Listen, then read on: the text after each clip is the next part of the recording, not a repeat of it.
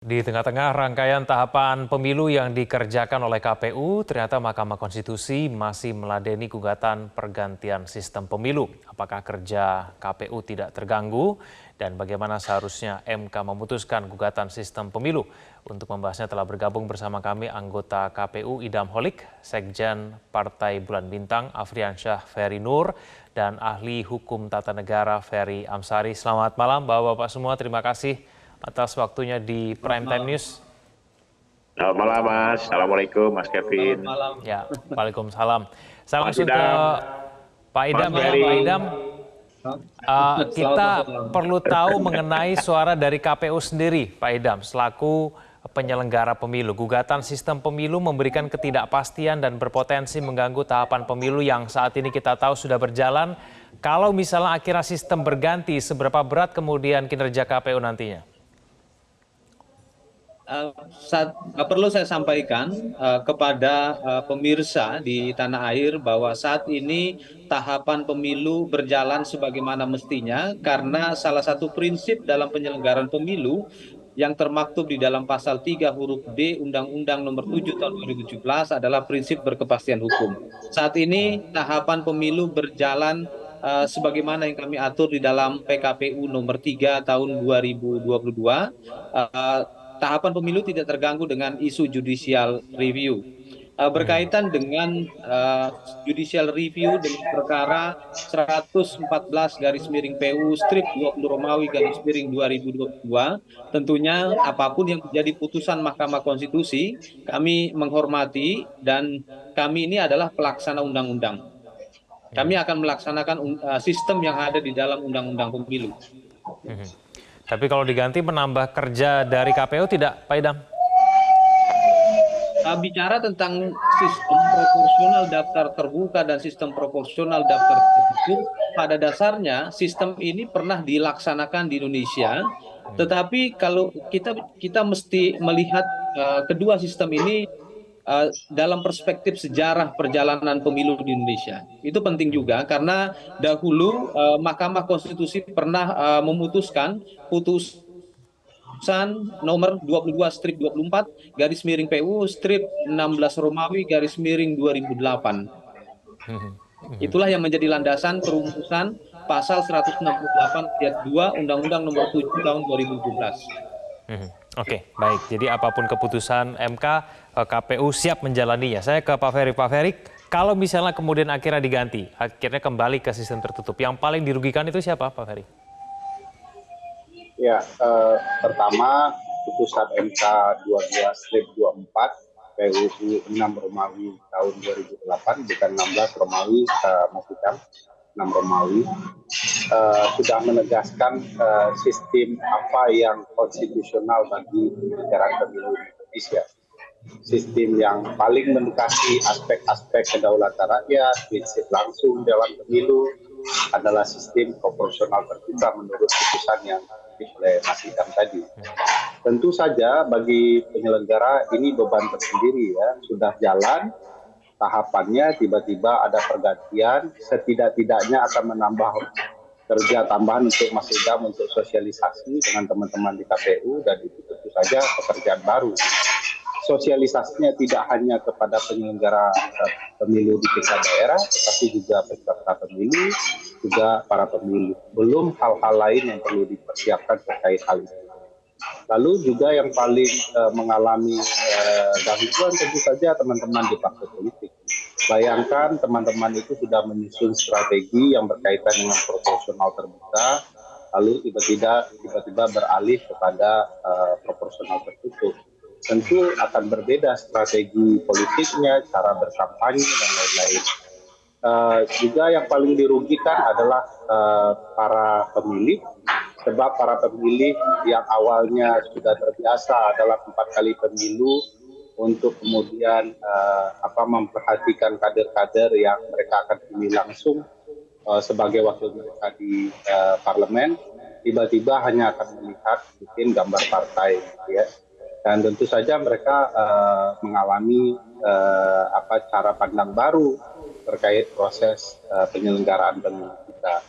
Dan sebaiknya memang ada kebiasaan di beberapa negara maju demokrasinya, sistem pemilu itu tentu saja tidak memiliki kesempurnaan. Ya. Masing-masing sistem itu ada kekurangannya. Maka ada kebiasaan semakin baik demokrasinya, sistemnya itu diajekkan, ditetapkan. Jadi kalau sudah ya proporsional terbuka, konsekuensinya harus disiapkan oleh para pemilih, peserta maupun penyelenggara. Semakin ajek, semakin baik, karena semakin tahu publik apa yang kurang, apa yang kemudian menguntungkan bagi mereka masing-masing. Itu sebabnya tadi ada bahasa yang menurut saya sangat tepat, janggal sekali dalam tahapan penyelenggaraan pemilu yang sudah kian mendekati hari H, tiba-tiba kemudian sistemnya diubah. Baik, kerugian partai politik ini diamini tidak oleh Pak Afriansyah. Kita akan bahas itu saja. Pemirsa jangan kemana-mana, kami akan kembali. Kembali di Prime Time News, saya ke Pak Afriansyah Nur. Pak Nur, kenapa kemudian PBB menganggap bahwa ketika sistemnya berganti malah justru menguntungkan partai politik? Jadi begini, saya menganggap bahwa kami ini lahir 98, satu-satunya partai yang bertahan di era reformasi. Yang lain sudah pada bubar, ya kan? Nah, kami juga melihat bahwa pernah mengalami sistem tertutup di awal era reformasi sampai dengan 2009. Nah, putusan MK judicial review yang dilakukan oleh teman-teman dulu sehingga menjadi sistem terbuka, lahirlah Undang-Undang 2008 yang disebutkan oleh Mas Idam tadi. Itu kan di ujung juga tuh, di ujung atau di akhir ketika mau dilaksanakan pemilu 2009, ya kan? Nah, digunakanlah sistem terbuka. Nah, sampai sekarang 3 periode. Nah, sistem terbuka ini kami mengalami ya prosesnya. Saya termasuk caleg yang 4 kali nyalek ya dari Partai Bulan Bintang, dan memang merasakan bagaimana beratnya ketika kami mendapatkan sistem terbuka yang memang betul-betul masa atau yang betul-betul partai itu dalam satu dapil itu berlomba-lomba untuk bagaimana mereka bisa menang. Nah, akhirnya kader-kader yang tumbuh dari partai yang sudah di kader ya, yang sudah dididik secara organisasi di partai politik kami itu terhambat dengan majunya orang-orang yang memang datang ingin mencalonkan diri menjadi anggota legislatif, dan mereka nomor berapapun berani, ya kan? Karena mereka pertama punya uang, dan yang kedua mereka punya kekuatan ya finansial yang luar biasa. Nah, kita melihat bahwa sistem ini sudah 3 periode kita laksanakan terbuka. Nah, makanya ketika PDIP mengusulkan sistem tertutup, kami sebagai pihak terkait mendukung itu. Nah, Ketua Umum sendiri sudah mengatakan bahwa sistem tertutup ini sebenarnya layak juga. Jadi ada plus minusnya terbuka dan tertutup. Tetapi memang 8 partai ini kan sudah dari awal menyiapkan apa yang sudah jadi perangkat ya. Arti sudah masuk di mereka sebagai pemilih dan lain-lain ya, dengan kekuatan yang mereka punya. Nah, sehingga kami merasa bahwa kami ingin bagaimana sistem tertutup ini bisa melahirkan kader-kader yang betul-betul dari partai politik atau dari Partai Bulan Bintang untuk maju menjadi calon legislatif. Sehingga kekuatan uang di sini tidak menjadi dominan, ya kan? Nah, kekuatan uang ini tidak menjadi dominan sehingga kami bisa merasakan dan bisa mengusung partai atau calon-calon kami yang memang punya potensi. Nah, sekarang ini ya terus terang saja, dalam sumber atau dengan keuangan negara juga, tadi KPU sudah menjelaskan bahwa, Mas Idam menjelaskan bahwa dengan apapun putusan MK, KPU siap. Jadi sebagai penyelenggara pemilu, lembaga resmi KPU ini ya mereka siap, artinya apapun keputusan yang akan ditetapkan oleh MK, bukan oleh 9 fraksi yang ada di DPR, tapi oleh 9 hakim Mahkamah Konstitusi yang akan menetapkan pilihan kepada tertutup atau terbuka. Nah, ini yang harus kita sikapi dengan baik. Kami Partai Bulan Bintang terus terang saja partai yang memang tidak punya finansial yang besar. Tetapi ketika kami ingin melakukan perombakan dalam sistem proporsional tertutup, tentunya harapan kami dengan pengalaman ya, banyak gugatan-gugatan juga secara internal dilakukan oleh masing-masing partai, oleh kader-kader sendiri yang memang beradu di dalam dapil yang sama. di dalam pemilihan yang sama, sehingga mereka melakukan gugatan-gugatan sehingga ini panjang kembali. Terus surat suara juga, surat suara itu hampir di semua provinsi dan dapil itu berbeda-beda karena namanya berbeda. Sehingga apa? Baik. KPU ya kesulitan juga mencetak surat suara ya di dapil ini. Akhirnya apa? Timbul kos yang besar untuk mencetak surat suara yang memang berbeda-beda tadi. Nah, ini yang saya Baik. harapkan kalau kita tidak melihat ke sana ya, tetapi bagaimana untuk keadilan kita cobalah dengan sistem tertutup kembali, dan 8 parpol yang tadi saya dengar sudah mengancam-ngancam, saya kasih ketawa aja. Mereka itu yang mengancam bagaimana? Kalau MK sudah putuskan ya silakan aja melawan lagi di MK secara Baik. konstitusi dan hukum. Apakah kemudian Mereka ini dengan kan sistem tertutup sudah pasti kita akan bebas dari politik uang? Kita akan bahas itu saja. Pemirsa jangan kemana-mana, kami akan kembali. Yang paling penting adalah saya titip tahun 2024 ini tinggal setahun. Karena coblosannya di bulan Februari, ini sudah juga bulan Februari.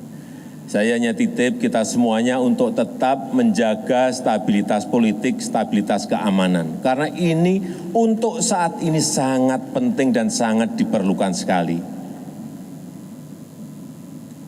Karena kita diancam oleh resiko-resiko kegentingan global yang sulit dihitung, yang sulit diprediksi, dan sulit dikalkulasi. Sangat sulit sekali. Ya, kembali kita lanjutkan diskusi kita. Pak Ferry, apakah dengan sistem tertutup ini akan membuat penyelenggaraan pemilu kita betul-betul bebas dari politik uang? Ya, tidak ada studi yang cukup meyakinkan ya. Yang jelas di masing-masing sistem, kalau niatnya korup, ya pasti akan terjadi, dan peluangnya masing-masing sama besarnya. Bahkan kalau dikalkulasikan dengan matematika berdasarkan beberapa tinjauan kita, sangat terbuka apa yang terjadi di tertutup itu terkonsolidasi dengan baik dibandingkan dengan terbuka. Cara bermain uangnya biasanya akan lebih ke internal partai dibandingkan ke publik pemilih. Ya. Dan apa yang dijelaskan oleh Pak Sekjen, Pak Ferry Nur tadi, sebenarnya jawabannya bukan perubahan sistem pemilu. Kalau kemudian ada kader-kader yang baru muncul lalu langsung terpilih, jawabannya adalah di demokrasi internal partai. Partai-partai kita tidak menghidupkan demokrasi internalnya, tiba-tiba sepanjang ada kos politik yang bisa dikeluarkan oleh kader, dia tiba-tiba melejit saja di nomor-nomor tertentu karena kebutuhan partai itu. Nah, ini problematika hampir di seluruh partai yang tidak ada demokrasi internalnya. Dulu Pusat Studi Konstitusi, Pak Ferry Nur sudah pernah mendatangi beberapa partai di parlemen, kita memberikan gambaran yang terbaik untuk demokrasi di internal, misalnya untuk mencegah kader-kader baru bermunculan hanya karena nama. Kami menyarankan ada tingkatan tertentu, misalnya dia baru bisa mencalonkan di tingkat DPRD kabupaten kota kalau sudah mengabdi 2 atau 3 tahun di partai. Di provinsi mungkin 4 tahun, di nasional 5 tahun. Nah, ini mencegah hanya sekedar numpang lewat karena numpang tenar lalu kemudian bisa terpilih. Nah, saran model seperti ini hampir bisa dipastikan tidak diterima oleh teman-teman partai sendiri. Kalau ini diterima, saya yakin ini mencegah apa yang dikhawatirkan oleh Pak Ferry Nur. Hanya saja, bagaimana kita ketahui, undang-undang partai politik kita tidak memberikan kesempatan berarti untuk membangun demokrasi internal partai politik lebih baik. Dan soal biaya besar, sebenarnya kita juga mempertanyakan teman-teman penyelenggara, mohon maaf ini Bang Mas Hikam balik. Misalnya kalau memang biayanya besar, kan tidak perlu KPU harus beli mobil maung, Mas Hidam. Mobil yang lain saja maksudnya. Nah, ini kan sebenarnya bisa ditimbang ke hal-hal yang lain. Konsolidasi teman-teman penyelenggara juga terlalu banyak di tahun-tahun seperti ini. Apakah tidak bisa menggunakan Zoom, baru ketemuannya hanya sekali tatap muka? Ini menjadi hal yang perlu dipertimbangkan untuk kos yang terlalu besar. Jadi ada solusinya untuk tetap bertahan di dalam sistem proporsional terbuka yang aspek konstitusionalnya jauh mendekati dibandingkan proporsional tertutup. Baik, sekalian menanggapi Pak Ferry, saya ke Pak Idam. Pak Idam, lalu kemudian strategi dari KPU sendiri untuk mensosialisasikan ya, apabila kemudian ada perubahan sistem pemilu itu kepada masyarakat itu nanti strateginya seperti apa? Apakah kemudian KPU sudah mempersiapkan mengenai resiko yang muncul nanti ketika tahunnya kemudian akhirnya dikabulkan gugatan ini, Pak Idam? Sebelum saya merespon apa yang disampaikan oleh Mas tadi, saya ingin menginformasikan kepada pemilih Indonesia, dikarenakan pasal 168 ayat 2 Undang-Undang Nomor 7 Tahun 2017 tentang sistem proporsional daftar terbuka masih efektif berlaku hingga hari ini. Kami saat ini sedang proses legal drafting peraturan peraturan pendaftaran calon anggota legislatif. Karena tanggal 1 sampai dengan tanggal 14 Mei 2023 kami akan membuka pendaftaran calon anggota legislatif oleh partai politik. Ya, berkaitan dengan sosialisasi, ya tentunya kami nanti akan melakukan sosialisasi melalui berbagai jaringan infrastruktur yang kami miliki. Baik. Antisipasi kemudian yang dilakukan oleh KPU apabila nanti kemudian terjadi perubahan sistem pemilu seperti apa, Pak Idam? Saya belum bisa merespon tentang sesuatu yang sifatnya spekulatif karena kami dalam bekerja harus memenuhi prinsip berkepastian hukum. Baik, Pak Ferry Nur, ada tanggapan dari pernyataan Pak Ferry tadi? Begini. Jadi Mas, sistem terbuka juga seingat saya 2019 kemarin, orang coblos gambar sah. Orang coblos gambar, coblos nama sah. Orang coblos nama sah. Jadi intinya ini saya menyarankan ke KPU juga agar memang bisa memastikan kalau memang mencoblos gambar saja atau nama saja sebagai sistem terbuka harus jelas juga. Kalau memang mau membuat sistem terbuka, ya kalau pilih nama ya kan pilih apa namanya? Pilih